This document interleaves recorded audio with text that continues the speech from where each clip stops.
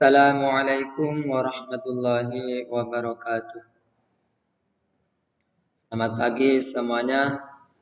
Sebelumnya perkenalkan, nama saya Sohibul Hidayah. Saya prodi dari PGSD di STKIP PGRI Bangkalan. Pada kesempatan kali ini, izinkan saya ingin memaparkan atau mempresentasikan mengenai tentang kurikulum KTSP, yang mana pada kesempatan kali ini merupakan dari mata kuliah telaah kurikulum.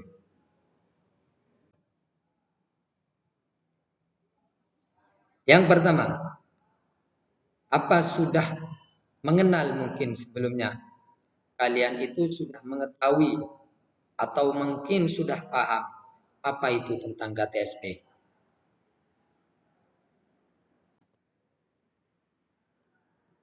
Di sini dijelaskan yang A itu mengenai tentang pengertian kurikulum tingkat satuan pendidikan KTSP. Jadi KTSP itu merupakan singkatan dari kurikulum tingkat satuan pendidikan. Adapun KTSP adalah kurikulum yang disusun atas inisiasi dan dilaksanakan oleh sekolah yang memungkinkan program yang dikembangkan sesuai dengan kebutuhan dan perkembangan siswa serta sesuai dengan kebutuhan dan potensi yang ada di masyarakat. Nah, kurikulum KTSP ini sudah jelas dari pemahaman barusan bahwa ini dituju atau dikembangkan sesuai dengan kebutuhan dan perkembangan siswa pada masyarakat yang dibutuhkan setempat atau di tempat tersebut. Nah, sekarang kira-kira apa yang membedakan antara kurikulum KBK dan KTSP? Kalau sebelumnya kita mengenal kurikulum KBK. Dan sekarang kira-kira apa perbedaannya kurikulum sebelumnya atau KBK tersebut dengan KTSP? Nah, ini perbedaannya. Perbedaan antara kurikulum 2004 atau yang dikenal dengan KBK dan kurikulum 2006 atau yang dikenal KTSP ini adalah perbedaannya. Yang pertama dari segi sifatnya. Kalau kurikulum 2004 itu lebih bersifat sentralistik. Kalau kurikulum KTSP itu lebih bersifat desentralistik. Itu perbedaannya dalam segi sifat. Adapun struktur dan muatan kurikulum tingkat satuan pendidikan. Yang pertama, kelompok mata pelajaran agama dan akhlak mulia. Yang kedua, kelompok mata pelajaran kewarganegaraan dan kepribadian. Dan yang ketiga, kelompok mata pelajaran ilmu pengetahuan dan teknologi. Dan yang keempat, kelompok mata pelajaran estetika. Dan yang terakhir, yang kelima, kelompok mata pelajaran jasmani, olahraga, dan kesehatan. Muatan KTSP meliputi sejumlah mata pelajaran yang keluasan dan kedalamannya merupakan beban belajar bagi peserta didik pada satuan pendidikan. Di samping itu, materi, muatan lokal dan kegiatan pengembangan diri termasuk ke dalam isi kurikulum. Adapun isinya yang pertama, mata pelajaran, yang kedua muatan lokal, ketiga kegiatan pengembangan diri, pengaturan beban belajar, yang kelima ketuntasan belajar, 6 kenaikan kelas dan kelulusan, 7 penjurusan, 8 pendidikan kecakapan hidup, dan yang terakhir ke-9 pendidikan berbasis keunggulan lokal dan global.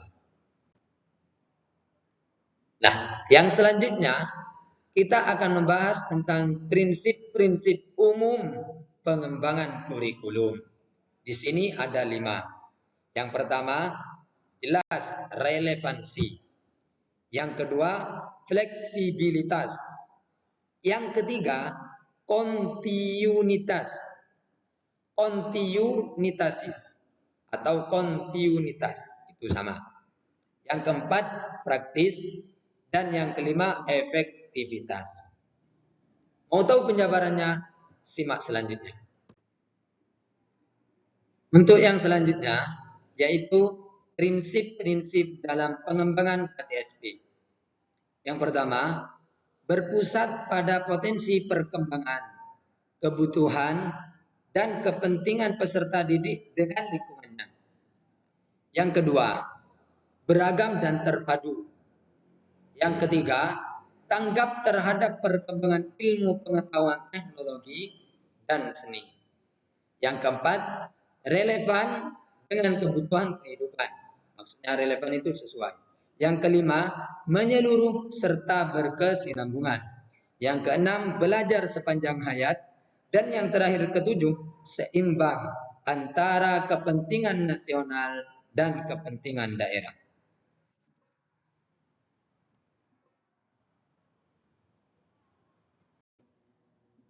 Penjabarannya, yang pertama, berpusat pada potensi perkembangan, kebutuhan, dan kepentingan peserta didik dan lingkungannya.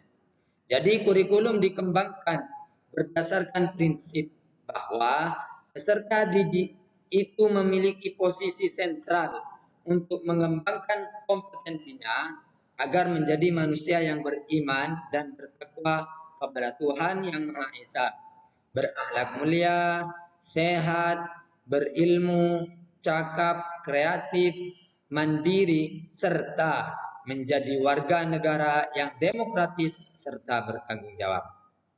Yang kedua, yang dimaksud dengan beragam dan terpadu.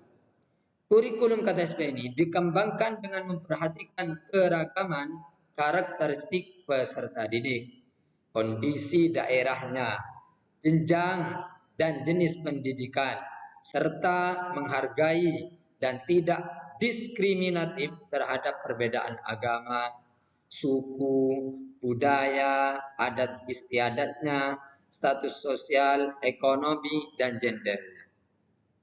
Yang ketiga, tanggap terhadap perkembangan ilmu pengetahuan, teknologi, dan seni. Jadi kurikulum KTSP ini dikembangkan atas dasar kesadaran bahwa ilmu pengetahuan, teknologi, serta seni yang dikembangkan secara dinamis. Nah, yang keempat, relevan dengan kebutuhan kehidupan. Namanya saja sudah relevan. Relevan itu sesuai.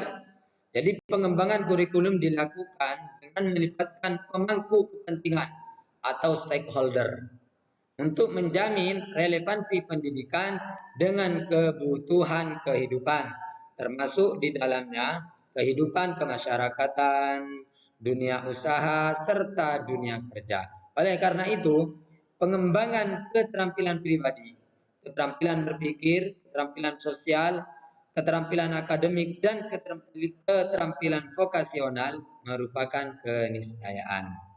Yang kelima, menyeluruh dan berkesinambungan. Substansi kurikulum mencakup keseluruhan dimensi kompetensi, bidang kajian keilmuan, dan mata pelajaran yang direncanakan dan disajikan secara berkesinambungan antar semua jenjang pendidikan. Jadi terus menambung seperti itu. Jadi antara jenjang pendidikan yang satu dengan jenjang selanjutnya. Untuk yang keenam, belajar sepanjang hayat. Kurikulum KTSP ini diarahkan kepada proses pengembangan, pembudayaan, serta pemberdayaan peserta didik agar mampu dan mau belajar yang berlangsung sepanjang hayat. Sepanjang hayat itu seterusnya sampai mati. Yang terakhir, yang ketujuh, seimbang antara kepentingan nasional dan kepentingan daerah. Kurikulum dikembangkan dengan memperhatikan kepentingan nasional dan kepentingan daerah tersebut. Untuk selanjutnya, kita akan belajar mengenai landasan pengembangan KTSP. Yang pertama, jelas Undang-Undang Nomor 20 Tahun 2003 tentang Sistem Pendidikan Nasional. 2. Peraturan Pemerintah Nomor 19 Tahun 2005 tentang Standar Nasional Pendidikan. Ketiga, Peraturan Menteri Pendidikan. Yang keempat, Peraturan Pendidikan Nasional Nomor 23 Tahun 2006. Prosedur pengembangan KTSP itu ada 3. Dokumen kurikulum sekolah terdiri dari 3. Yang pertama, landasan pengembangan kurikulum. Yang kedua, kerangka dasar dan standarnya. Yang ketiga, silabus. Nah, langkah-langkahnya dalam pengembangan KTSP ini, yang pertama, analisis konteks. Yang kedua, menelaah atau mempelajarilah, menelaah standar kompetensi lulusan dan standar isinya. Yang ketiga, mengembangkan kompetensi untuk program muatan lokal dan pengembangan diri. Yang keempat, memilih serta mengorganisasikan pengalaman belajar dan materinya. Yang kelima terakhir, menetapkan pendekatan dan prosedur asesmen. Selanjutnya, langkah-langkah pengenalan silabus, yaitu ada 7. Pertama, mengkaji standar kompetensi dan kompetensi dasarnya. Yang kedua, mengidentifikasi materi pokok atau pelajaran. Yang ketiga, mengembangkan kegiatan pembelajaran. Yang keempat, merumuskan indikator pencapaian kompetensi. Yang kelima, menentukan jenis penilaian. 6. Menentukan alokasi waktu. Dan yang terakhir, menentukan sumber belajar. Untuk selanjutnya, adapun pihak-pihak yang harus terlibat dalam pengembangan KTSP ini, itu ada 6. Yang pertama jelas kepala sekolah. Yang kedua, guru. Yang ketiga, komite sekolah, komite. Yang keempat, narasumber. Yang kelima, dinas pendidikan. Dan yang terakhir, pihak yang berkepentingan atau yang kita kenal dengan stakeholder. Yang pertama, yaitu kepala sekolah. Kepala sekolah itu adalah ketua tim merangkap anggota penyusun kurikulum sekolah. Yang kedua, guru. Guru merupakan pihak kunci dalam pengembangan kurikulum sekolah ini. Yang ketiga, komite sekolah. Kurikulum sekolah yang dapat dikembangkan dan dinyatakan berlaku apabila sudah mendapat pertimbangan dari komite sekolah. Yang keempat, yang dimaksud narasumber, yaitu sekolah membutuhkan sumber daya yang memadai untuk dapat melaksanakan kebijakan KTSP. Yang kelima, dinas pendidikan. Menurut BSNP, Dinas Pendidikan Kabupaten atau Kota memiliki tugas melakukan supervisi terhadap pengembangan kurikulum di tingkat SD atau sekolah dasar. Yang terakhir, pihak yang berkepentingan dengan sekolah atau kita kenal dengan stakeholder. Banyak pihak yang berkepentingan dengan sekolah, seperti dunia usaha, berbagai lembaga sosial, dan lembaga pemerintahan. Nah, teman-teman sekalian, mungkin itu saja yang bisa saya sampaikan mengenai tentang materi KTSP ini atau kurikulum tingkat satuan pendidikan. Saya selaku yang sudah menyampaikan materi pada pertemuan kali ini, mohon maaf apabila ada penyampaian saya yang tidak tertata dan tutur kata yang tidak teratur. Saya mohon maaf yang sebesar-besarnya. Yang terakhir, apabila teman-teman ada yang ingin dipertanyakan, ingat komen di kolom komentar di bawah ini. Jangan lupa subscribe dan share. Terima kasih. Assalamualaikum warahmatullahi wabarakatuh.